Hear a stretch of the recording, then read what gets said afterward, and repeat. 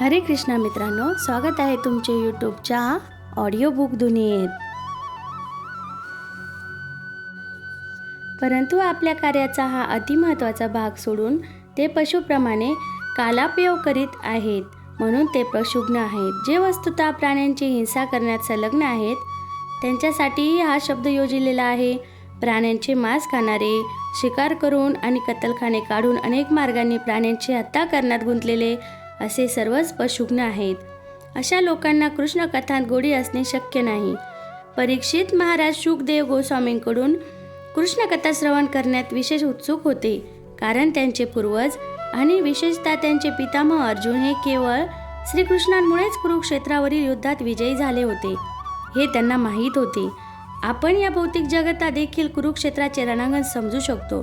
प्रत्येकजण या रणांगणावर अस्तित्वासाठी कठोर संघर्ष करीत आहे। पावलोपावली येथे धोका आहे।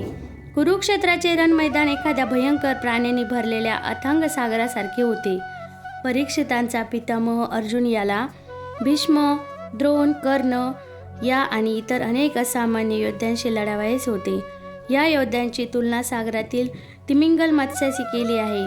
तिमिंगल हा देवमाशाला सुद्धा गिळंकृत करू शकतो। हरे कृष्णा।